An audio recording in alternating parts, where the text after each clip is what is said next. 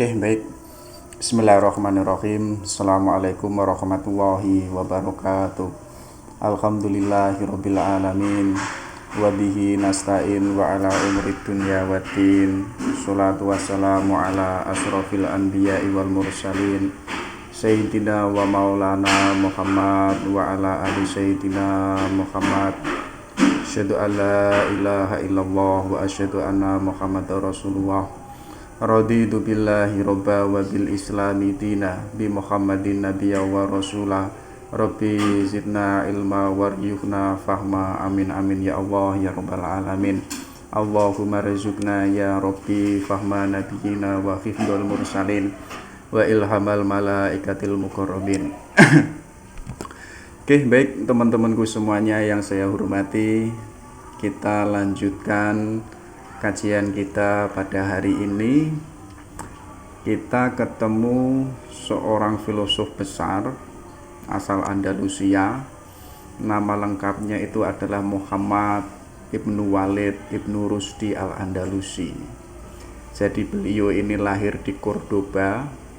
Tepatnya itu lahirnya pada tahun 520 Hijriah. Jadi kalau teman-teman kemarin mengikuti channel ini, kita pernah mengkaji Al-Farabi, Ibnu Sina, dan Al-Ghazali. Itu kan di tangannya Al-Ghazali, filsafat-filsafat yang mulanya dikembangkan oleh filosof peripatetik, itu kan dikritik oleh Al-Ghazali dengan kitabnya dengan kitabnya Tahafut Al-Falasifah, ya kan? Jadi dari kritikan Al-Ghazali ini ada yang menganggap dunia Islam itu mandek, atau dunia Islam yang mulanya itu cenderung berfilsafat. Di tangannya Al-Ghazali itu akhirnya dunia Islam itu lari ke fikih atau lari ke tasawuf. Akhirnya yang berkembang saat itu adalah dunia sufi atau dunia mistisisme. Nah, Ibnu Rusdi ini mencoba mengembalikan lagi, memurnikan lagi filsafat di dunia Islam. Kalau kemarin Al-Ghazali itu di Baghdad, sekarang kita lari ke Andalusia atau Eropa. Karena memang kalau teman-teman itu cermat, Eropa itu pernah diduduki oleh orang Islam. Jadi kabarnya itu sampai 8 abad Islam itu di sana, walaupun perjalanannya itu tidak mulus.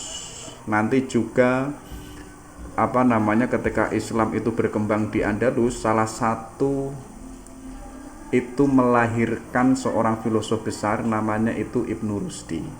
Jadi kenapa kok beliau ini orang besar? Karena memang beliau lahir dari keluarga yang agamanya itu kuat, dan kabarnya itu kakek dan ayahnya itu pernah juga menjadi sebagai pengadilan agama.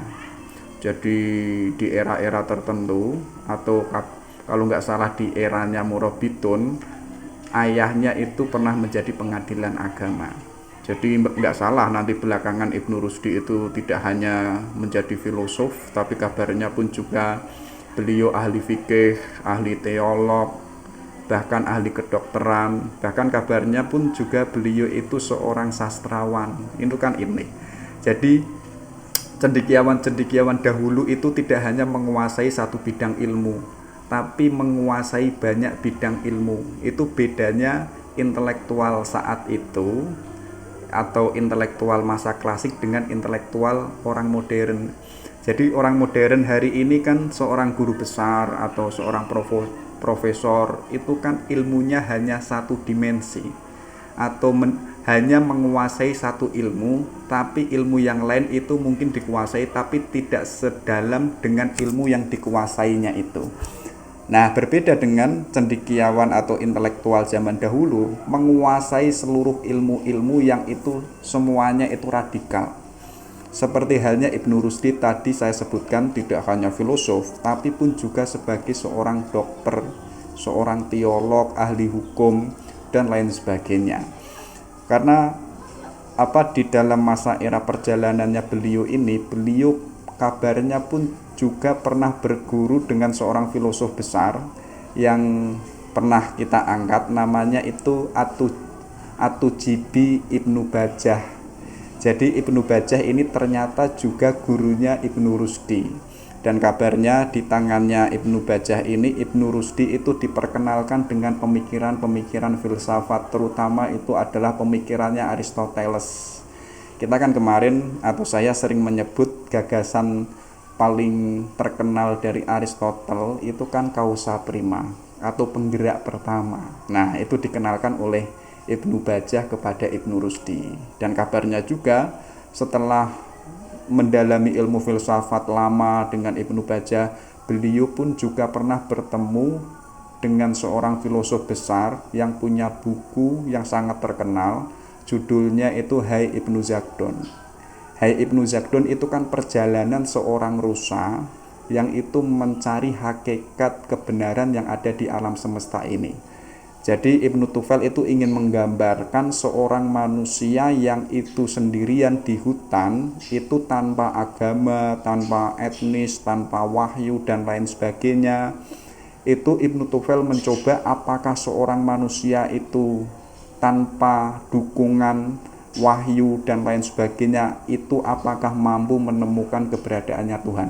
Nah, itu dijelaskan panjang lebar oleh Ibnu Tufail di bukunya, judulnya itu Hai Ibnu Zakdon. Nah, Ibnu Tufail ini pun juga pernah menjadi gurunya Ibnu Rusdi, tapi tidak hanya sebagai guru, tapi pun juga sebagai sahabat atau yang dikenal itu sebagai mentornya. Jadi teman belajarnya saat itu bersama-sama itu apa? Itu mempelajari keilmuan bersama Ibnu Tufail. Nah, hanya saja masa hidupnya Ibnu Rusdi itu saat itu bertepatan dengan peralihan dua dinasti. Yang pertama itu dinasti Murabitun yang saat itu kabarnya waktu dikuasai oleh Yusuf Ibnu Tasyfin. Itu raja ini lebih cenderung kepada hukum Islam yang madhabnya itu Maliki, ya. Jadi lebih menekankan hukum Islam sebagai ideologi resmi negara. Tapi Raja Yusuf Ibnu Tasyfin ini tidak begitu meminat atau tidak mendukung kegiatan akademik yang sifatnya itu filosofis. Hanya saja nanti gara-gara efek dari kerajaan yang tidak peduli dengan filsafat itu, nanti menjadikan Ibnu Rusdi dan teman-temannya itu tidak leluasa mempelajari filsafat.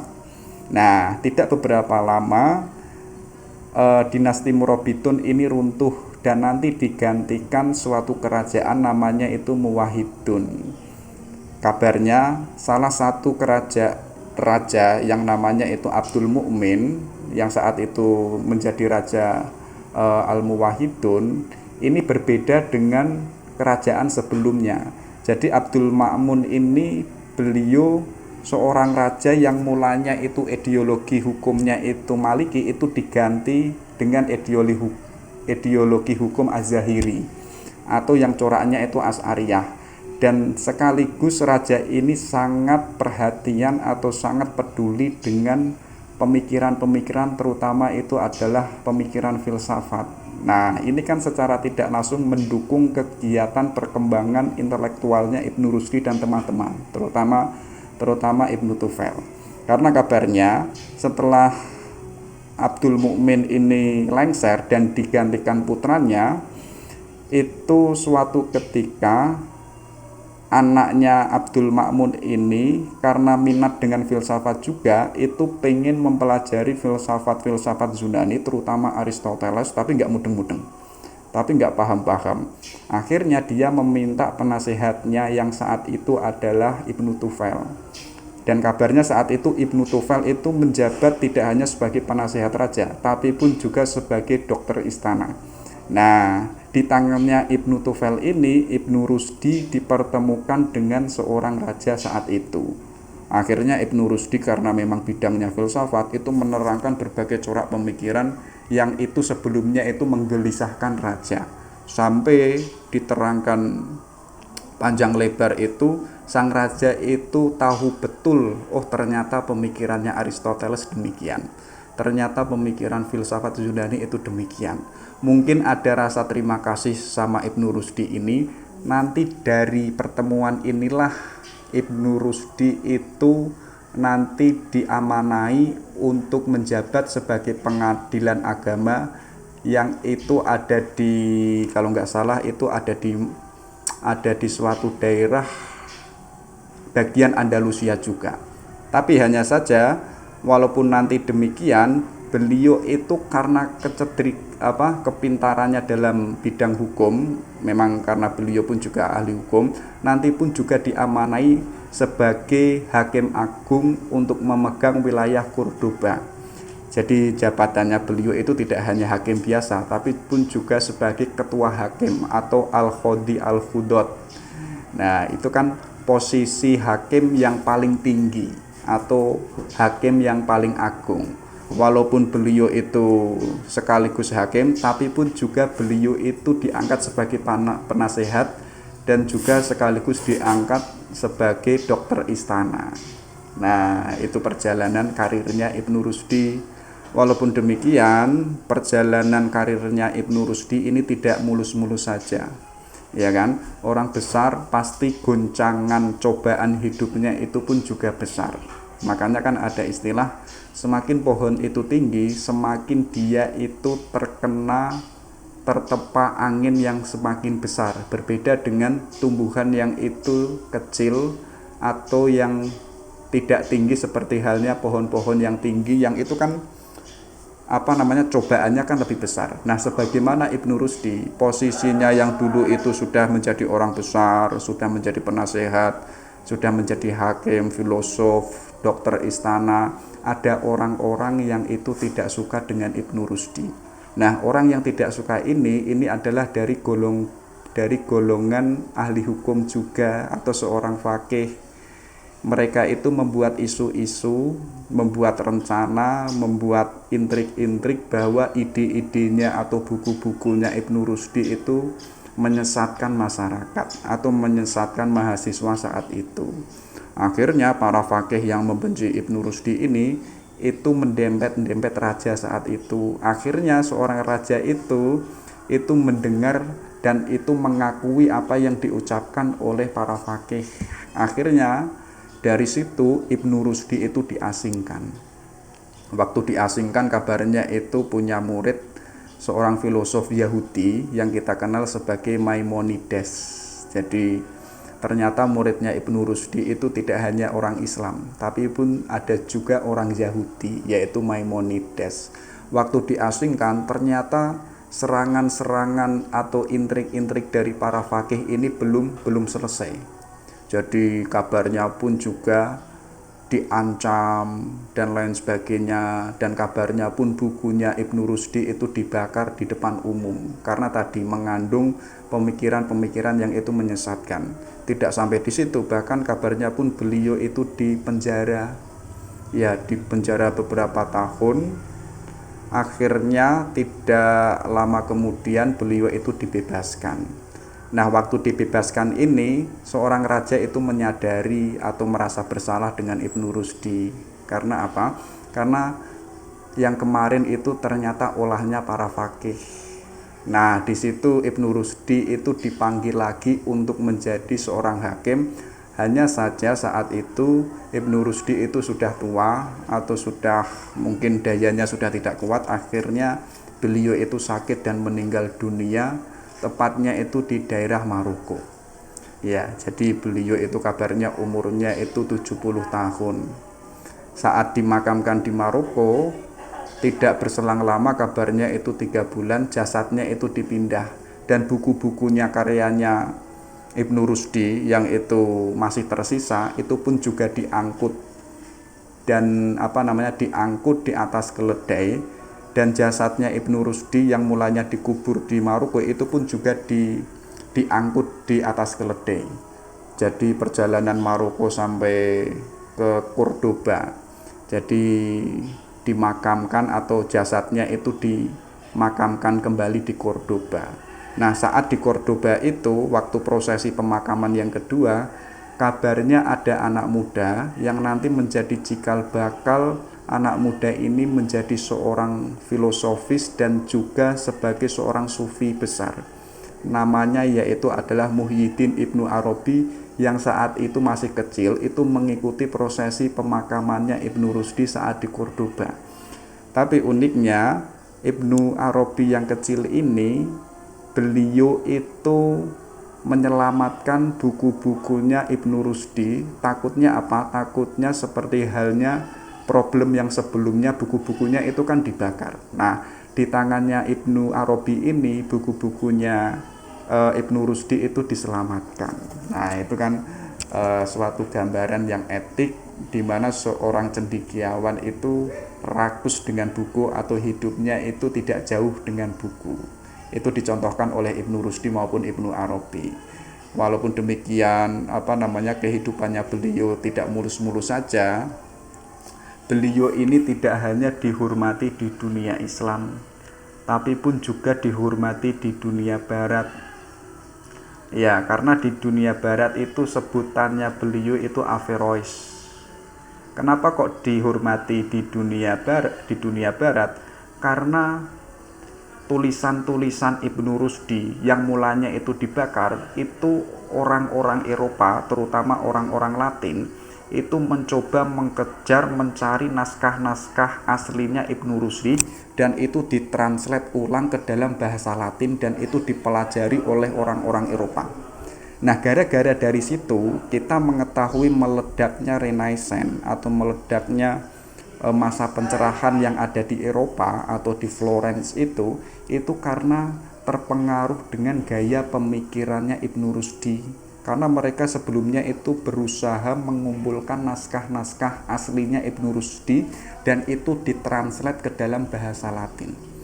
Itu kan luar biasa. Sedangkan kita hari ini yang umat Islam itu malah tidak punya karya-karya aslinya Ibnu Rusdi. Bahkan ada cerita lagi, seorang sarjana Perancis itu mencari naskah-naskahnya Ibnu Rusdi, itu sudah di awal abad modern, itu mencari di perpustakaan seluruh Eropa itu tidak ketemu. Tapi ketika mencari beberapa tahun, seorang sarjana Perancis ini menemukan naskah yang itu masih murni dan lengkap itu di perpustakaan Madrid. Nah, itu kan luar biasa. Mencari perpustakaan di seluruh Eropa itu nggak ketemu, tapi malah ketemu di Spanyol atau ketemu di perpustakaan Madrid. Itu kan menunjukkan kegiatan intelektual di Eropa itu sangat diperhatikan, atau mereka itu sangat menghormati jasa-jasa intelektual, tidak hanya filosofnya orang Barat, tapi mereka pun mempelajari orang-orang Islam, termasuk adalah Ibnu Rusdi. Nah, itu jadi itu sedikit genealogi sejarahnya Ibnu Rusdi dalam karirnya atau dalam perjalanan hidupnya. Coba kita lihat kepribadiannya beliau. Jadi beliau selama hidupnya itu banyak sekali mempelajari aliran-aliran, baik itu Murji'ah, baik itu Mu'tazilah dan lain sebagainya. Bahkan pun ketika mempelajari aliran-aliran atau dogma, beliau pun juga banyak mengkritik ilmu kalam, terkadang mengkritik Mu'tazilah, terkadang mengkritik Asy'ariyah dan lain sebagainya. Hanya catatannya, Ibnu Rusdi walaupun mengkritik aliran-aliran itu, tapi beliau itu tidak pernah mengungkap suatu kalimat kebencian pun pada suatu kelompok. Jadi silahkan kita mengkritik itu kan sah-sah saja, sangat dibolehkan dalam dunia ilmu, ya kan? Kenapa kok hari ini sains itu berkembang? Karena apa? Karena ada kegiatan kritik mengkritik. Jadi mengkritik tidak menjatuhkan, tapi mengkritik membangun, ya kan? Contoh teman-teman kalau menjadi mahasiswa S1 S2, ya kan? Skripsi yang baik atau tesis yang baik itu kan tesis yang kemarin yang sudah jadi kita bantah hari ini, ya kan? Nanti tesis kita yang hari ini nanti dibantah dengan penelitian setelahnya. Artinya apa? Artinya ada kritik mengkritik yang itu menumbuhkan ilmu pengetahuan. Walaupun demikian, tapi jangan sekalipun kita itu menaruh kebencian kepada mereka yang itu berbeda aliran dengan kita. Jadi perbedaan itu hal yang wajar. Cara pandang yang berbeda itu hal yang wajar. Tapi jangan sekalipun kita itu menaruh kebencian kepada mereka. Nah, karena apa? Kita kan hari ini mengenal tidak setuju dengan argumennya itu hal yang biasa, itu nggak ada soal. Tapi jangan sampai kita itu membenci siapa yang mengucapkannya, ya kan? Nah, itu pribadinya Ibnu Rusdi. Jadi beliau itu mempelajari banyak sekali aliran-aliran, tapi tidak pernah satu sekalipun menaruh kebencian kepada mereka. Nah, dicontohkan, ini uniknya Ibnu Rusdi. Jadi seorang intelektual itu mengkritik intelektual sebelumnya itu harus dengan karya. Jadi kok teman-teman itu cendekiawan, itu mengkritiknya itu bukan dengan gosip, tapi dengan karya, dengan tulisan. Kenapa dengan tulisan? Dengan tulisan inilah kita punya data, kita punya bukti untuk mengkritik. Jadi kalau teman-teman itu cermat dengan kehidupannya Al-Ghazali dan Ibnu Rusdi, itu kan beliau agak tidak setuju dengan karyanya Al-Ghazali yang judulnya itu kan Takhafut al-Falasifah, ya kan? Karena mengira bahwa Al-Ghazali itu salah menangkap apa yang dimaksud oleh filosof sebelumnya, termasuk Al-Farabi dan Ibnu Sina. Nah, itu Ibnu Rusdi mencoba meluruskannya atau merespon kitabnya Al-Ghazali yang disebut itu Takhafut at-Takhafut. Jadi keracuan. Nah, jadi kritiklah dengan karya atau dengan buku. Jangan kritik dengan gosip. Nah, ada juga yang terakhir, beliau itu walaupun tadi sudah saya sebutkan dalam perjalanan hidupnya, ya banyak difitnah, banyak diancam, dipenjarakan, diasingkan, walaupun itu olahnya tangannya para faqih, para ahli hukum, tapi beliau tidak pernah melecehkan mereka, tidak pernah melecehkan ulama, ya kan? Tapi beliau tidak pernah balas dendam. Jadi itu uniknya Ibnu Rusdi, tidak pernah melecehkan ulama, tidak punya dendam. Termasuk apa? Beliau tidak pernah mencela orang yang berbeda pendapat.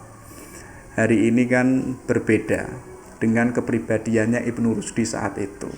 Kalau hari ini berbeda sedikit itu langsung penistaan agama. Kalau tidak sesuai dengan golongannya dianggap itu adalah bukan teman saya. Kalau tidak sepahamnya itu dianggap adalah orang lain. Padahal itu kan persoalan pendapat. Kalau teman-teman atau saya sendiri mampu melihat bahwa kita itu hakikatnya sama sebagai manusia, makanya kan kita banyak dianjurkan lihatlah kemanusiaannya. Jangan lihat pahamnya, jangan lihat madhabnya, jangan lihat apa yang diyakininya. Tapi level pertama kita harus mampu melihat bahwa dia itu manusia. Terlepas dari apa keyakinannya, terlepas dari apa madhabnya, itu persoalan lain. Tapi kita harus mampu melihat terlebih dahulu bahwa dia itu manusia. Nanti di situ kita akan menyadari bahwa ternyata kita itu sama-sama manusia. Artinya kita itu bersaudara. Nah, itu sebagaimana Ibnu Rusdi tidak pernah dendam, tidak pernah mencela orang yang berbeda pendapat, dan tidak pernah mencela ulama. Berbeda itu hal yang biasa, tapi yang menjadi rusak orang Islam itu apa? Saling melecehkan, saling mencela perbedaan pendapat. Nah, kenapa kok Islam itu rusak? Gara-gara itu. Karena tidak bisa atau belum mampu melihat bahwa kita itu sama-sama manusia.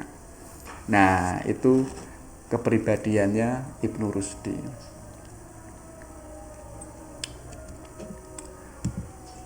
Nah, beliau itu punya syarat atau menganjurkan bagi orang yang itu ingin mendalami filsafat.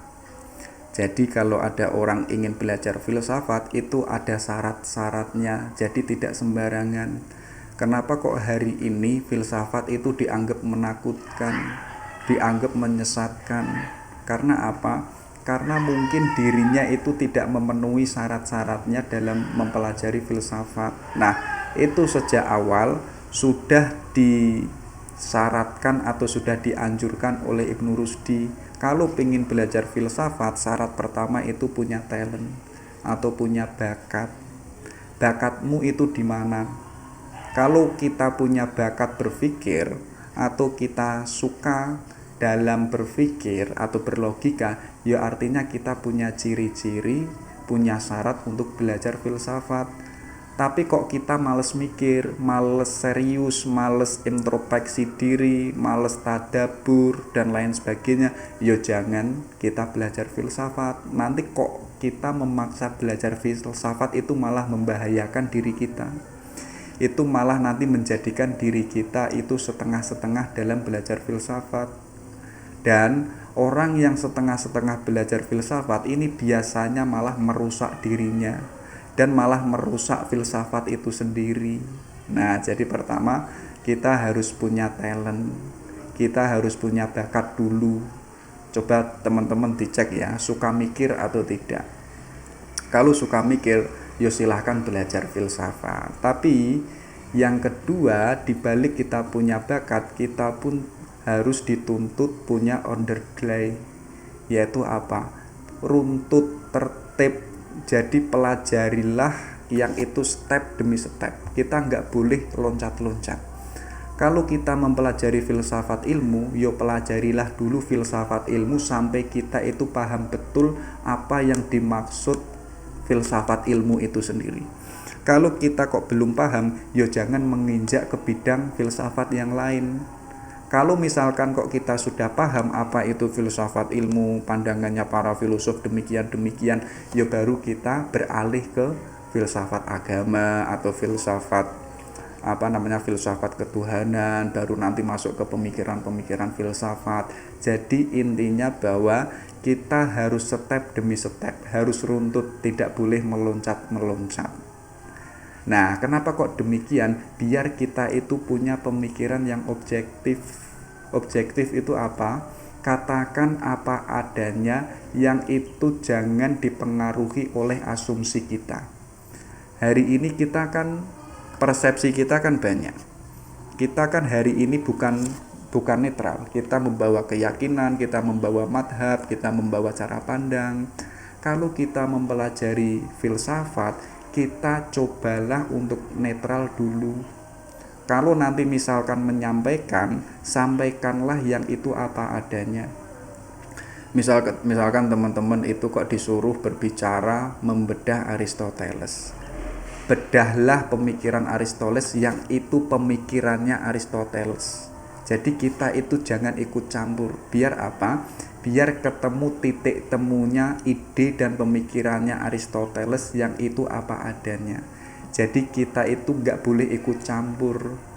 Nah, sebenarnya kalau teman-teman itu belajar filsafat, itu sebenarnya secara tidak langsung itu mengajarkan kita untuk berpikir objektif. Objektif itu dalam istilah mudahnya itu apa? Jujur. Jadi ngomong yang apa adanya, yang sebenarnya, tanpa itu dimanipulasi, tanpa itu dibawa oleh asumsi-asumsi kita. Kemudian apa? Firmness of argument.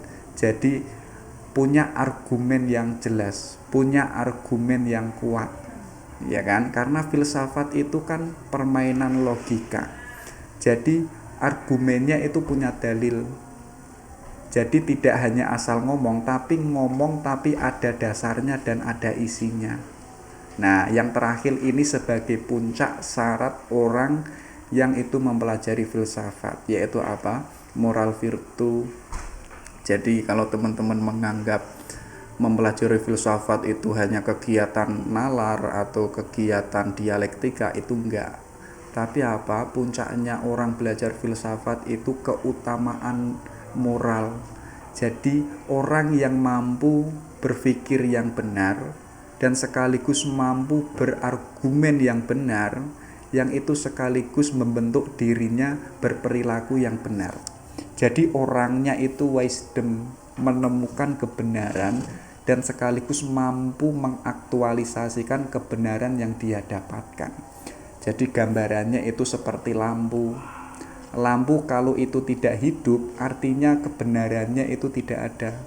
Tapi seorang filosof yang itu menekankan moral virtu itu sebagaimana lampu yang itu hidup di malam hari, yang mampu menerangi kegelapan-kegelapan yang ada di sekitarnya. Artinya dia mempunyai kebenaran dan sekaligus mampu menghidupkan kebenaran. Nah, jadi memang puncaknya orang yang belajar filsafat itu adalah berperilaku yang baik. Nanti ini ada hubungannya yang nanti dibahas oleh Ibnu Rusdi, tujuan filsafat itu kemana dan tujuannya syariat itu kemana. Nanti akan ketemu di keutamaan moral, nanti akan dijelaskan panjang lebar oleh Ibnu Rusdi. Nah, kalau dari latar belakang, kenapa kok Ibnu Rusdi itu membahas filsafat? Karena memang sebelumnya yang seperti halnya saya sebutkan tadi, filsafat saat itu dikritik oleh Al-Ghazali, yang akhirnya orang-orang itu tidak begitu minat dengan filsafat. Nah, Ibnu Rusdi ini hidup, ini mencoba mengembalikan filsafat seperti halnya di dunia filsafat peripatetik. Nah, beliau menegaskan bahwa berfilsafat itu sebenarnya perintahnya agama loh. Jadi agama kenapa hari ini hidup itu karena manusia mampu menggunakan akalnya untuk menggali agama. Iya kan? Misalkan kok ada agama tapi manusianya tidak punya akal, agamanya ini kan tidak berguna. Misalkan teman-teman ada Al-Quran tapi orangnya itu nggak punya akal, Qurannya kan tidak kebaca, Qurannya kan tidak ketemu tujuannya Al-Quran kemana, kan nggak jelas. Kenapa kok agama itu berkembang, agama itu mampu merukunkan semua orang, kemudian wahyu itu bisa kebaca, nas Al-Quran itu sampai ke tujuannya. Karena apa? Karena adanya filsafat, adanya akal manusia. Dan Ibnu Rusdi menegaskan bahwa berfilsafat itu sebenarnya adalah perintahnya agama. Coba dicek ya. Di Al-Quran itu kan ada nas yang itu menegaskan ya ulil albab. Ya kan? Itu maksudnya apa? Maksudnya adalah orang yang senantiasa menggunakan akalnya untuk mentadaburi, mengobservasi, memikirkan, menghayati, ya, mengintrospeksi akan adanya sesuatu yang telah diciptakan oleh Allah. Jadi alam ini kan sudah diciptakan oleh Allah. Nah, bagi orang ulil albab ini, mereka itu menggali alam semesta ini yang sudah diciptakan oleh Allah. Jalannya dengan apa? Dengan mentadaburi, mengobservasi, memikirkan. Kenapa kok hari ini banyak ilmu pengetahuan lahir? Ada psikologi, ya, ada sosiologi, ada etnografi, ada filologi dan lain sebagainya. Itu kan banyak macam studi ilmu pengetahuan. Karena apa? Karena itu adalah kegiatan para ulil albab yang senantiasa mengobservasi, menghayati atau memikirkan objek-objek yang ada di alam semesta ini. Nanti pada sampai puncaknya, orang ini akan menemukan bahwa Allah itu maha indah, Allah itu maha besar. Iya kan? Jadi orang yang disebut oleh Allah di dalam surat Al-Imran ini adalah orang yang bisa disebut sebagai orang yang mendaya gunakan akalnya, atau orang yang berfilsafat. Jadi memikirkan alam semesta, pergerakan alam semesta, isi alam semesta dan lain sebagainya. Ada juga yaitu Ibnu Rusdi menyebutnya ya ulil absor, ya ini orang-orang yang memiliki penglihatan mata hati. Jadi bagi ulil absor itu, semua peristiwa yang ada di alam semesta ini itu sesungguhnya memberikan makna dan ibrah. Ada pelajaran dari semua peristiwa yang ada di dunia ini. Kenapa kok ada pergerakan siang dan malam? Kenapa kok ada matahari terbit kemudian tenggelam? Ini bagi ulil absor, ya, Mereka yang punya mata hati itu mampu menggali maknanya, mampu menggali pelajaran. Kenapa kok ada seorang raja yang diktator? Kenapa ada seorang raja yang bijaksana? Itu kan semuanya peristiwa-peristiwa yang ada di atas dunia ini. Nah, itu semuanya ada makna dan ibrahnya. Bagi ulil absor, mereka itu mampu menangkap maksud dan tujuan dan pelajaran yang itu terjadi di alam semesta ini. Tidak hanya manusia, bahkan alam semesta, tumbuhan, dan lain sebagainya. Itu semuanya ada maknanya. Nah, ditegaskan bahwa di dalam Al-Quran itu ada ayat yang mengatakan walaqad ataina Luqmana hikmata. Jadi Allah itu telah menganugerahkan Luqman suatu hikmah atau kebijaksanaan. Dan ditegaskan oleh Mujahid dan Qatadah, mereka berpendapat bahwa Luqman itu adalah orang yang diberi hikmah, atau dalam dunia filsafat itu adalah kebijaksanaan. Jadi kebijaksanaan itu orang yang ucapannya dan tindakannya itu benar. Jadi ada ada relevansi antara yang diucapkan dengan yang diaktualisasikan. Jadi orang bisa dikatakan wise ketika ucapannya itu benar dan tindakannya itu sesuai dengan yang diucapkannya. Kemudian orangnya itu mampu menempatkan sesuatu pada tempatnya. Contohnya apa? Contohnya kalau kita mahasiswa, jadilah mahasiswa yang baik. Kok kita menjadi mahasiswa tapi kok gaya kita itu seorang politisi, yaitu kita tidak bisa menempatkan sesuatu pada tempatnya, karena hakikatnya kita kan mahasiswa. Kenapa kok gaya sebagaimana politisi itu malah menghancurkan, atau kita itu tidak mampu memposisikan diri sebagai mahasiswa yang itu senantiasa belajar, senantiasa mengobservasi, senantiasa menghayati, itu malah mengingkari diri kita yang sebagai mahasiswa. Nah, orang yang wisdom itu mampu menempatkan sesuatu pada tempatnya. Yang terakhir apa? Punya pemahaman yang benar. Ilmunya itu bermanfaat dan mampu menjelaskan kepada orang lain secara baik dan benar. Jadi pertama itu apa? Kita harus mampu punya pemahaman yang benar.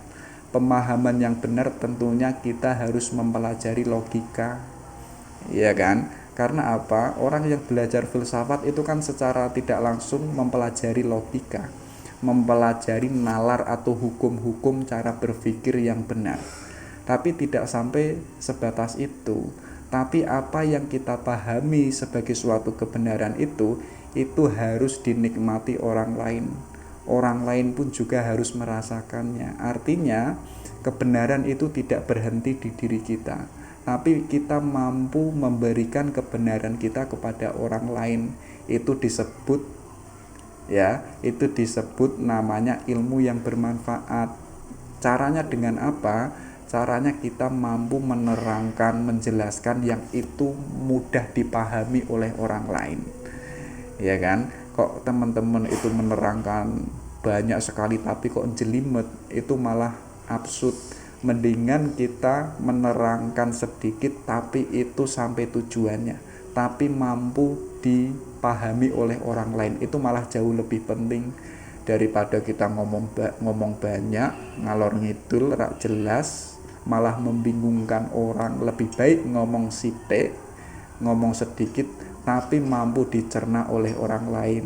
Nah, dari pembahasan tadi bahwa filsafat itu adalah perintah agama, dan ternyata di nas Al-Quran itu telah disebutkan oleh Allah, ada ya ulil albab, ya ulil absor, ada kebijaksanaan yang disebut di Al-Quran itu al-hikmah. Nanti Ibnu Rusdi itu sampai menegaskan bahwa berfilsafat adalah sebuah kewajiban, karena syariat sendiri itu telah memerintahkannya, ya kan? Jadi ternyata di awal itu nas Al-Quran itu ternyata telah memerintahkan kepada manusia, ayo kita berpikir.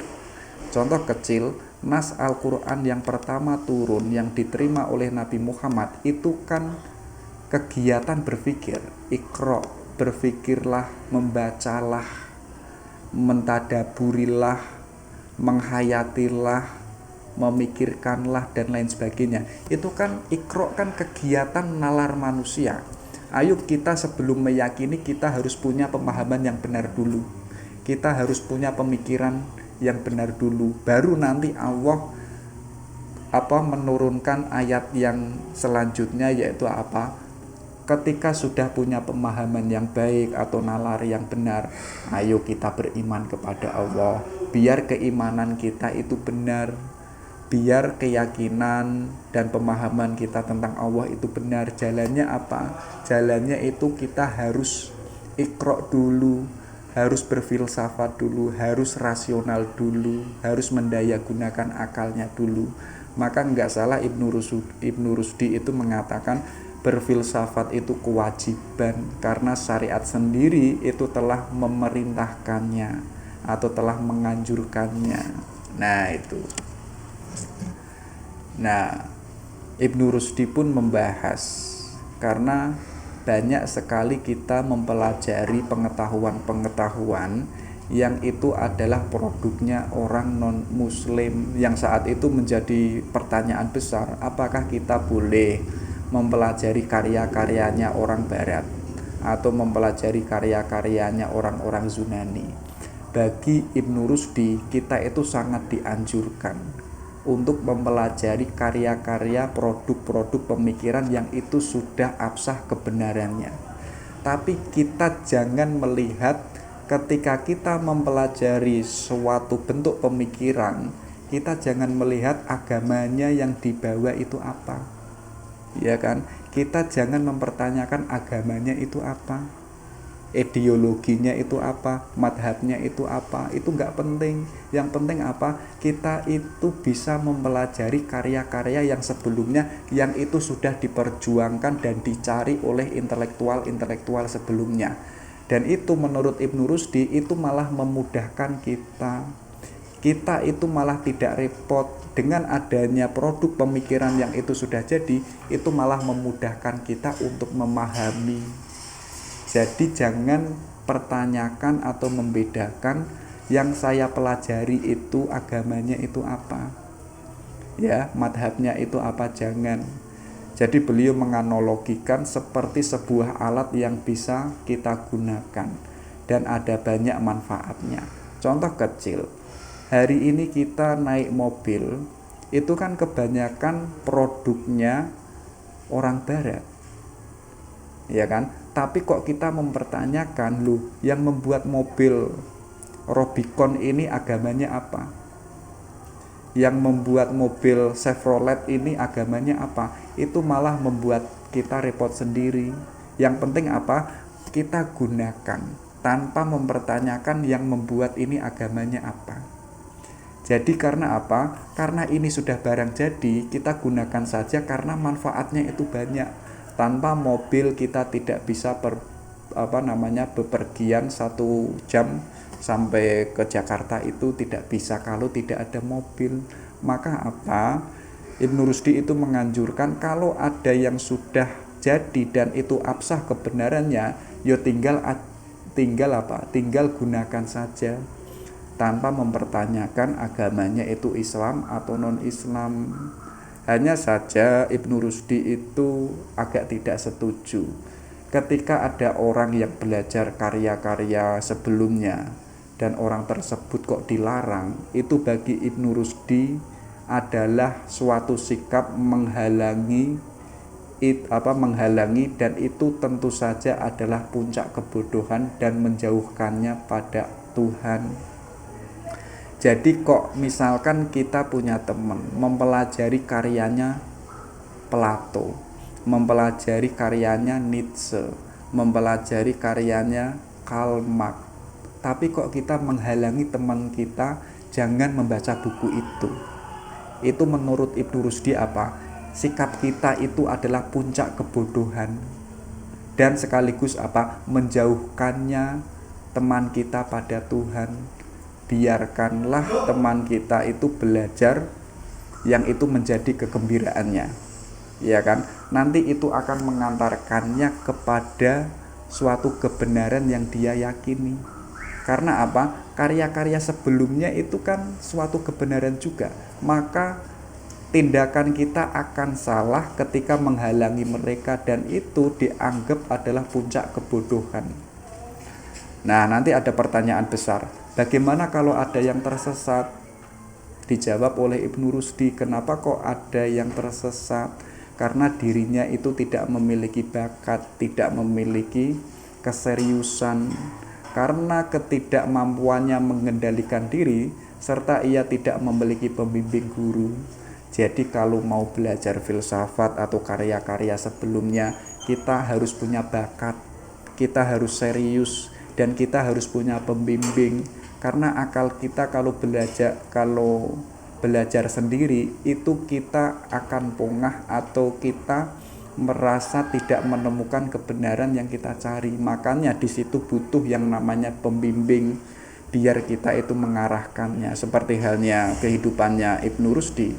Beliau kan punya guru seorang filosof juga, namanya itu kan Ibnu Bajjah. Nah, Ibnu Bajjah ini sebagai gurunya yang dia tugasnya itu membimbing, mengarahkan.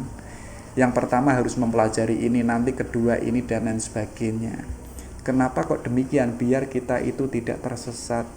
Kenapa kok ada yang tersesat? Karena dirinya tidak serius. Mempelajari filsafat itu hanya setengah-setengah.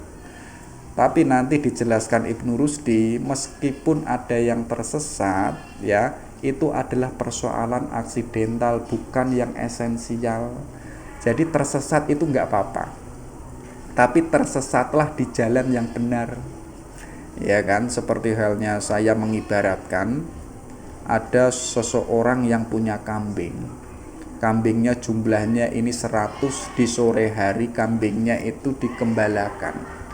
Ternyata waktu petang hari kambingnya itu digiring dan dimasukkan di kandang. Ketika sang pemilik ini menghitung, ternyata ada satu yang itu tidak masuk ke kandang, artinya ada satu yang hilang. Itu kan perasaannya sang pemilik kambing kan luar biasa, merasa gelisah, merasa galau, dan lain sebagainya. Akhirnya sang pemilik kambing ini dia mencari sampai ke tengah hutan, sampai ke kebun-kebun, sampai ke sungai-sungai, sampai malam hari nggak ketemu-ketemu. Akhirnya karena mencari sampai malam dan penuh dengan perjuangan itu, ketemulah satu kambing itu yang hilang. Yang terjadi apa? Sang pemilik ini gembiranya itu luar biasa. Yang mulanya itu sedih, tiba-tiba itu sangat bahagia. Coba teman-teman cek ya. Kambing satu ini adalah kambing yang tersesat. Sedangkan kambing yang 99 yang ada di kandang itu adalah kambing yang tidak tersesat. Dan coba bayangkan, sang pemilik kambing itu sebagaimana Tuhan. Jadi Tuhan itu kalau ada hambanya yang tersesat, Tuhan itu mencarinya. Malah Tuhan itu tidak peduli dengan orang-orang yang itu tidak tersesat. Tapi ketika sang pengembala ini menemukan satu kambing yang tersesat, itu kan bahagianya luar biasa, senangnya luar biasa. Senangnya itu tidak sebanding dengan kambing yang itu ada di kandang yang jumlahnya itu 99. Nah, jadi tersesat itu enggak apa-apa, itu persoalan aksidental, bukan persoalan esensial. Tapi seandainya ada orang 2 atau 3 yang belajar filsafat kemudian tersesat, lalu kok tiba-tiba dijustifikasi bahwa dilarang belajar filsafat, itu tidak absah. Jadi misalkan kita pergi naik angkot, tiba-tiba kita itu kecelakaan, atau kita itu terserempet dengan bis yang lain. Kemudian kita mendeklarasikan seumur hidup atau semua orang jangan naik angkot. Itu kan lucu, iya kan? Karena apa? Kecelakaan itu kan tidak bisa diprediksi. Gara-gara saya kecelakaan, tiba-tiba saya mengatakan semua orang jangan naik angkot, nanti pasti akan kecelakaan. Itu kan belum tentu. Makanya seandainya ada 1 orang atau 3 orang yang tersesat, kemudian kok kita melarang belajar filsafat, itu tidak absah. Karena apa? Karena bandingannya banyak orang yang belajar filsafat itu tidak tersesat. Nah, artinya kita nggak boleh buru-buru dulu menjustifikasi melarang orang belajar filsafat. Itu anjurannya Ibnu Rusdi. Jadi kalau ada yang tersesat bagaimana? Yo karena dirinya tidak punya bakat, dirinya tidak serius. Kalau ada yang tersesat, ya kita pun juga tidak boleh secara keseluruhan melarang orang untuk belajar filsafat. Itu bukan sikap yang bijaksana. Nah, itu Ibnu Rusdi. Ada lagi, ini kita sudah masuk ke kitabnya Ibnu Rusdi yang judulnya itu Al-Fasl Al-Maqal Fima Baina Al-Hikmah wa Asyari'ah min Ihtisal. Jadi beliau itu berusaha mengharmoniskan antara syariah dan filsafat. Nah, coba dicek ya. Tujuan syariah itu ada 2. Pertama itu ilmu yang benar. Ilmu yang benar ini mengantarkan orangnya pada pengenalan kepada Allah. Jadi kok untuk mengenal Allah kita harus punya ilmu yang benar. Kita harus punya pemikiran yang benar. Jalannya dengan apa? Jalannya dengan studi agama atau dengan ilmu umum. Jadi ilmu agama baik itu tafsir, baik itu hukum dan lain sebagainya, itu harus mengantarkan seseorang untuk mampu makrifat kepada Allah, untuk mampu mengenal Allah. Dan tidak hanya studi agama, tapi apa? Ilmu-ilmu umum seperti ilmu politik, ilmu kedokteran, ya, ilmu kesehatan, ilmu teknik, itu pun juga harus mampu mengenalkan orangnya untuk mengenal mengenal Allah. Artinya ketika kita belajar ilmu kedokteran ini harus mengantarkan kita untuk mengenal Allah, untuk lebih dekat kepada Allah. Jadi itulah yang disebut ilmu yang benar. Artinya apa? Jalan menuju Allah itu tidak hanya studi agama, melainkan ilmu-ilmu umum itu mampu mengantarkan orangnya untuk mengenal Allah, untuk mendekatkan kepada Allah. Karena apa? Semua ilmu itu kan sumbernya dari Allah. Ya kan? Tidak hanya ilmu agama saja, ilmu apapun itu adalah sumbernya dari Allah. Maka orang yang mempelajari ilmu itu otomatis akan satu langkah demi step untuk lebih mengenal Allah. Jadi orang yang berilmu rumusnya adalah orangnya itu semakin dekat sama Allah, orangnya semakin bertakwa kepada Allah. Nah, itulah tujuan syariah, ilmu yang benar. Tapi tidak hanya sebatas ilmu yang benar, tapi pun juga harus punya amal yang benar. Karena hubungannya dengan pahala, dengan siksa dan neraka dan lain sebagainya. Nah, amal yang benar ini hubungannya dengan moralitas, etika dan akhlak. Jadi tujuan syariah itu tidak hanya sebatas pada ilmu yang benar, tapi pun juga harus menumbuhkan si pelakunya menjadi orang yang bermoralitas, menjadi orang yang berakhlakul karimah. Jadi tujuan akhir syariah itu adalah amal yang benar, aktualisasi yang benar. Orangnya itu memiliki perilaku yang baik, orangnya itu bisa jujur, orangnya itu mampu menghormati orang lain. Nah, itu tujuannya syariah. Tapi nanti Ibnu Rusdi itu mewanti-wanti tentang ahwal kesalahan dalam bersyariah. Ada loh kesalahan yang bisa dimaafkan. Seperti halnya kita itu berijtihad, tapi kok kita ijtihadnya salah, itu dimaafkan. Ya kan? Akan tetapi ketika kita kok bukan bidangnya untuk berijtihad, ini Ibnu Rusdi tidak menganjurkannya. Jadi orang yang boleh berijtihad itu orang yang itu sudah bidangnya. orang yang ahli fikihnya, yang sudah tahu hukumnya. Jadi orang yang tidak tahu hukumnya, tidak tahu keahlian keilmuannya, jangan sekali-kali beristihad. Nah, nanti kesalahan yang tidak bisa dimaafkan itu seperti halnya persoalan akidah atau keyakinan. Jadi ada ahwal kesalahan dalam bersyariat. Yang pertama itu bisa dimaafkan. Contoh kecil, kalau kita beristihad tapi kok ternyata istihad kita benar, kita akan mendapat 10 pahala. Tapi kok ternyata kita itu salah, kita kan masih mendapatkan pahala walaupun itu hanya 1. Jadi itu enggak ada soal, tetap itu bisa dimaafkan walaupun istihad kita itu salah. Tapi yang tidak boleh kita lakukan, yang tidak bisa dimaafkan dalam bersyariah, itu adalah kesalahan yang itu kita salah dalam persoalan tauhid. Jadi hakikatnya Allah itu kan satu. Contoh kecil surat Al-Ikhlas, Qul huwallahu ahad, katakanlah bahwa Allah itu esa. Kita tidak boleh mempunyai argumen atau meyakini bahwa Allah itu 2, bahwa Allah itu 3, atau Allah itu politeisme, pluralisme, itu enggak boleh. Nah, kok kita punya pemikiran keyakinan demikian, itu adalah kesalahan yang tidak bisa dimaafkan.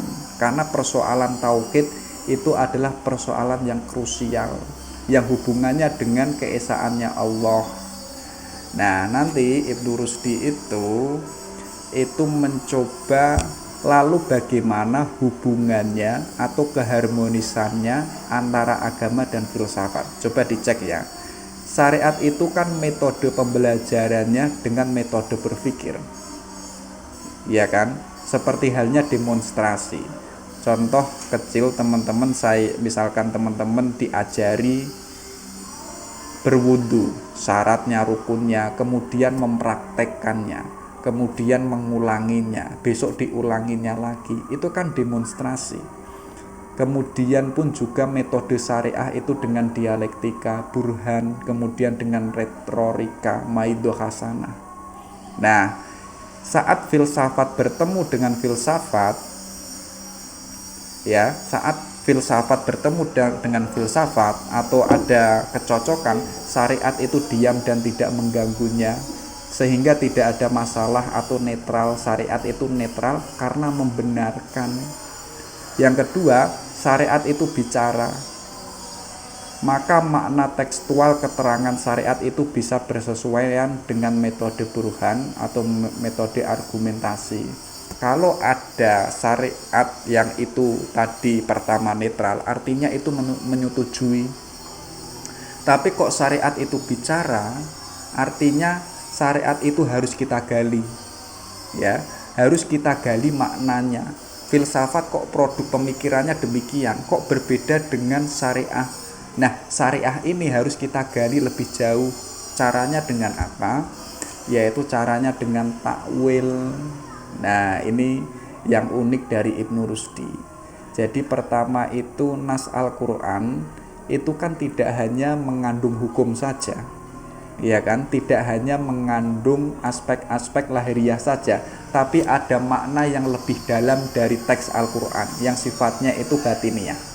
Misalkan Al-Quran ketika digali oleh para fakih itu kan melahirkan hukum, ya kan. Tapi nas Al-Quran ketika digali oleh seorang sufi itu kan melahirkan ayat sufistik. Contoh kecil, misalkan seorang sufi itu menggali bahwa Allah itu cahaya langit dan bumi. Itu kan bagi seorang sufi bahwa Allah itu cahaya, bahwa Allah itu terang. Nah, artinya apa?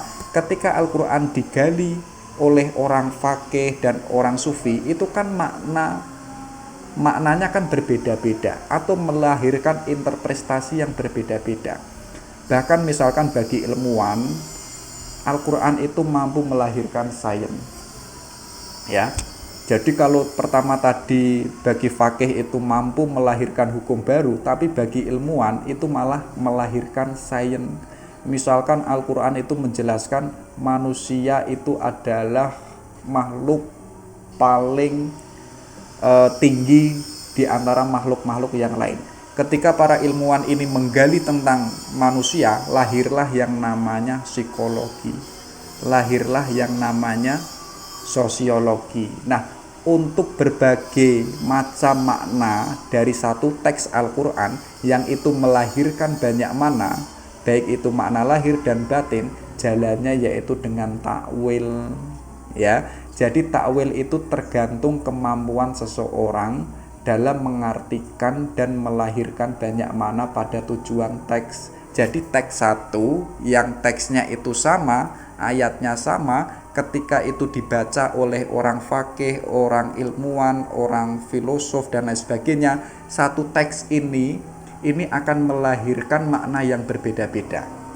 Nah, disitulah bukti adanya mukjizat Al-Quran, karena setiap orang itu mampu menggali maknanya. Lalu ada pertanyaan, apa yang ditakwil? Nah, disebutkan oleh Ibnu Rusdi bahwa rumus pertama, bahwa tidak semua teks nas Al-Quran itu harus ditakwil. Tugasnya takwil itu ketika ada satu ayat yang itu kontradiksi dengan ayat yang lain. Ayat satu mengatakan ini, ayat yang lain kok mengatakan itu berbeda dengan ayat yang satu. Nah, disitulah butuh yang namanya takwil, atau takwil itu punya tugas untuk menggali makna ketika ada satu nas dengan nas lain yang itu berbeda. Nah, karena di Al-Quran itu ada ayat qot'i yang itu bisa digugat lagi, ya, bisa digali maknanya, tapi ada ayat yang sifatnya itu zoni. Nah, yang zoni ini takwil itu bekerja. Yang qot'i itu sudah paten. Misalnya kul huwallahu ahad, bahwa Allah itu satu, itu tidak bisa ditakwilkan lagi, tidak bisa diinterpretasikan lagi, karena ayatnya itu qot'i yang tidak bisa digugat lagi. Sedangkan tegas Ibnu Rusdi, kegiatan takwil adalah bagi orang yang akalnya itu sempurna, atau beliau menyebutnya itu orang khawas, orang yang akalnya itu sudah dewasa. Dan takwil itu bukan untuk orang awam, ya. Jadi kegiatan takwil untuk menemukan makna terdalam dari ayat, misalkan kok ada nas menerangkan bahwa Allah itu maha tinggi, Allah itu punya singgasana, Allah itu punya pengadilan yang agung dan lain sebagainya. Nah, ini tugasnya orang-orang khawas untuk menggali maknanya, bahwa Allah itu seperti apa dan bagaimana, itu nanti akan ditemukan melalui jalan takwil. Tapi Ibnu Rusdi itu mewanti-wanti bagi orang awam, jangan main-main dengan takwil, nanti akan salah, akan tidak temu dengan tujuan dari nas Al-Quran itu. Karena bagi Ibnu Rusdi, orang awam ini lebih cocoknya dengan mauidhah hasanah, atau dengan ilmu yang itu sudah jadi baru disampaikan. Jadi teman-teman misalkan mengikuti pengajian atau mauidhah hasanah, ya kan, itu kan menyampaikan yang sudah produk jadi, ya kan, yang sudah itu mudah untuk dipahami. Nah, orang awam itu cocoknya itu. Kalau orang awam diberikan dialektika atau jadal atau berfilsafat, itu mereka malah judek, mereka malah pusing. Makanya tugasnya takwil untuk menggali makna yang terdalam dari ayat Al-Quran yang sifatnya zoni. Nah, ini ditegaskan oleh Ibnu Rusdi, yaitu adalah tugasnya orang khawas atau orang yang akalnya itu telah sempurna. Nah, kenapa harus ditakwil? Karena Al-Quran itu isinya itu kan global, isinya kan masih isinya masih umum. Makanya kan dalam dunia usul fiqh, Al-Quran yang global ini butuh penjelasan melalui hadis atau hadisnya Rasulullah. Nah, kenapa kok harus ditakwil? Ya karena Al-Quran itu masih global. Karena globalnya Al-Quran ini otomatis bisa ditangkap oleh siapapun, ya. Jadi orang Jawa menggali Al-Quran, hasilnya ini. orang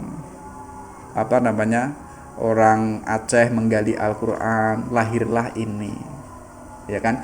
Dari banyak makna-makna yang diinterpretasi, yang digali dari Al-Quran ini, walaupun tujuannya sama, ya, secara lahiriah itu berbeda. Karena apa? Nas Al-Quran itu sifatnya global, yang itu secara tidak langsung menunjukkan bahwa Al-Quran itu adalah mukjizat, karena setiap orang itu mampu menggali maknanya. Meskipun tidak bisa ditakwil, ya, cukup dipahami semampunya. Jadi menurut Ibnu Rusdi itu sudah cukup. Jadi kok tidak bisa ditakwil, misalkan bagi orang-orang awam tadi tidak dianjurkan untuk mentakwil. Orang awam ini cukup untuk memahami semampunya saja. Jadi biarkan orang-orang khawas, orang yang punya daya rasional ini yang punya tugas untuk menggali makna ayat dari Al-Quran. Nah, disitulah nanti bertemunya filsafat dengan wahyu atau dengan syariah, yang itu dijelaskan panjang lebar di Ibnu Rusdi, ya kan, yaitu di kitabnya tadi Al-Fasl Al-Maqal Fima Baina Al-Hikmah wa Asyariah. Nah, coba dicek ya. Ini kita sudah masuk ke kitabnya Takhafut At-Takhafutnya Ibnu Rusdi, yaitu merespon atau menjawab kritikannya Al-Ghazali di kitabnya Takhafut Al-Falasifahnya. Jadi Al-Ghazali itu mengkritik terutama Al-Farabi dan Ibnu Sina, ya, dua filosof ini yang menegaskan bahwa Tuhan tidak mengetahui perkara juz'iyah. Jadi ada pengetahuan yang sifatnya itu diketahui manusia, dan pengetahuan yang dimiliki oleh Tuhan.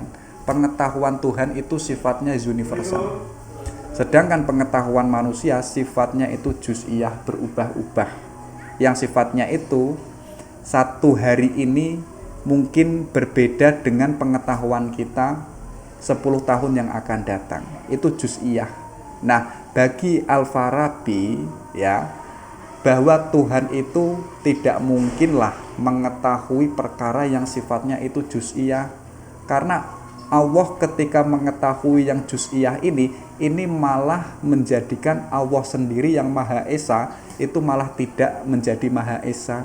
Contoh kecil, ketika manusia itu lapar, ya, Allah untuk mengetahui rasa laparnya manusia, apakah Allah ini harus berubah menjadi fisik dulu atau harus berubah menjadi manusia dulu baru mengetahui laparnya manusia? Itu kan juz'iyah. Nah, itu ditentang oleh Al-Ghazali.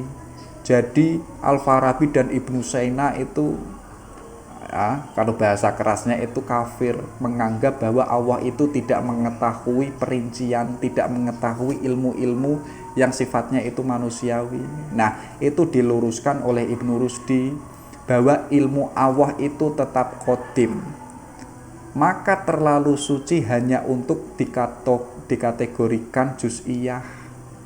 Jadi yang juz'iyah ini biar bagian manusia saja, ya, karena ilmunya Allah ini qadim, ya, kekodiman Allah ini menjadikan Allah itu terlalu suci hanya untuk mengetahui yang sifatnya itu juz'iyah. Jadi Ibnu Rusdi itu ingin menegaskan Allah itu tetap Maha Esa, Allah itu tetap Maha Suci, tapi Ibnu Rusdi itu menginginkan Allah itu biar mengetahui yang sifatnya itu universal. Kalau Allah itu mengetahui yang juz'iyah, itu malah menjadikan Allah itu tidak suci. Karena seperti halnya tadi, untuk Allah mengetahui bahwa manusia itu sakit, apakah Tuhan itu harus menjadi fisik dulu baru mengetahui sakitnya manusia? Nah, itu ditegaskan oleh Ibnu Rusdi. Yang kedua itu tentang kebangkitan jasmani, ya kan? Karena filosof sebelumnya itu kan mengatakan bahwa ketika manusia itu meninggal, jasadnya itu kan rusak. Yang langgeng, yang abadi itu kan rohani. nanti ada banyak perdebatan ketika manusia itu di alam barzah yang itu adanya rohani. Loh, dulu waktu di dunia ya, manusia kan ada fisiknya, ada jasmaninya. Sedangkan ketika melakukan kebaikan, melakukan keburukan, itu kan fisik kan juga melakukannya. Ya. Walaupun nanti ada perbedaan, para filosof sebelumnya mengatakan kebangkitan jasmani itu enggak ada, yang ada itu kebangkitan rohani. Nah, itu ditentang oleh yang namanya Al-Ghazali, bahwa dalam nas Al-Quran telah dijelaskan bahwa Allah itu membangkitkan rohani dan jasmani. Loh, kok para filosof sebelumnya mengatakan bahwa jasmani itu tidak dibangkitkan? Nah, itu diluruskan oleh Ibnu Rusdi bahwa di alam barzah yang dibangkitkan itu bukan jasmani yang sekarang hari ini. Karena apa? Realitas alam akhirat itu kedudukannya jauh lebih tinggi daripada kedudukan alam yang itu realitas sekarang. Nah, jadi alasannya Ibnu Rusdi itu ingin meluruskan jasmani hari ini yang kita pakai itu tidak kompatibel dengan alam akhirat. Nanti alam akhirat itu mungkin Allah akan menciptakan jasmani yang baru yang itu kompatibel dengan alam akhirat. Karena apa? Alam sekarang ini ya, itu kedudukannya lebih rendah daripada alam akhirat yang nanti akan datang. Makanya harus ada jasmani yang itu kedudukannya jauh lebih tinggi. Nah, itu soal kebangkitan jasmani. Yang terakhir itu tentang kekodiman alam. Ibnu Rusdi menegaskan bahwa kodimnya alam itu bersamaan dengan kodimnya Tuhan. Tapi catatannya, walaupun kodimnya alam dan kodimnya Tuhan itu beda level. Jadi ketika Tuhan yang itu apa adanya, yang sendirian, kemudian Allah itu berkehendak menciptakan alam semesta, ya, berarti Tuhan ada yang mempengaruhi atau Tuhan itu berubah. Jadi kan ada pertanyaan, Tuhan yang sendirian kemudian menciptakan alam semesta, kemudian Tuhan itu menciptakan, apakah ada yang mempengaruhi Tuhan? Ya. Apakah ada yang mendorong Tuhan, ayo Tuhan kamu menciptakan alam? Kalau ada yang mempengaruhi, artinya Tuhan itu terpengaruh. Ini sebagai jawaban Ibnu Rusdi bahwa tadi yang saya sebutkan bahwa kodimnya alam itu bersamaan dengan kodimnya Tuhan, tapi levelnya itu berbeda. Kodimnya Tuhan itu jauh lebih tinggi daripada kodimnya alam. Ya. Karena apa? Alam ini diciptakan, alam ini itu bukan diciptakan, melainkan itu dijadikan. Karena apa? Bahannya itu sudah ada, sejak Allah itu ada. Artinya alam ini kodim, hanya saja kodimnya alam ini beda level dengan kodimnya Tuhan. Ya, kenapa kok demikian? Karena Allah kalau menciptakan, kalau berkehendak, artinya ada yang mempengaruhi Allah. Dan itu tidak mungkin. Artinya apa? Adanya alam semesta ini itu tidak diciptakan oleh Allah, melainkan itu dijadikan. Kalau itu dijadikan, artinya sudah ada bahannya. Ya, sudah ada potensinya, baru Allah menjadikan alam semesta ini ada. Nah, artinya Ibnu Rusdi menjelaskan alam qadim itu dari segi waktu, bukan dari segi zatnya. Zat yang satu, yang esa, yang qadim itu tetap Allah.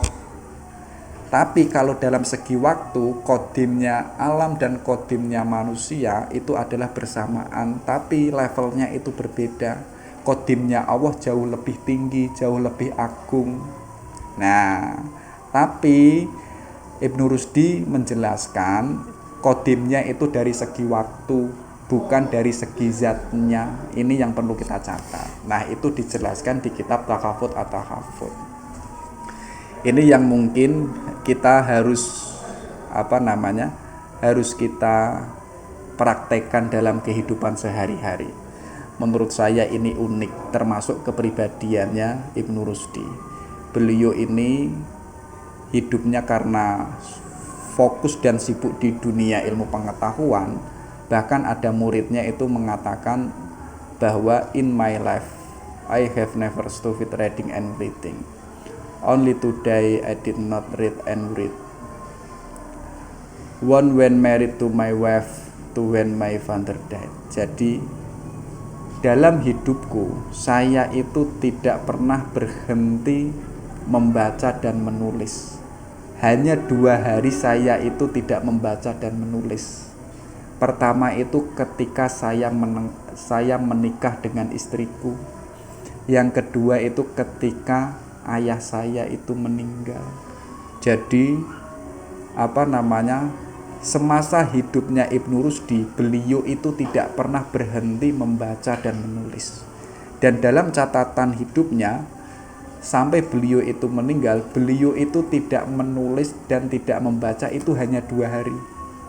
Hari dimana ketika beliau itu menikah, dan yang kedua ketika ayahnya itu meninggal. Jadi kalau kita kalkulasi, yang umurnya katakanlah 70 tahun, itu habis hanya dengan membaca dan menulis. Dan hanya 2 hari beliau itu tidak membaca dan menulis. Makanya beliau gak salah ya menjadi orang besar tidak hanya di dunia Islam, melainkan pun juga hebat di dunia barat, sangat dihormati di dunia barat. Nah, itu Ibnu Rusdi. Oke, sekian dari saya. Assalamualaikum warahmatullahi wabarakatuh.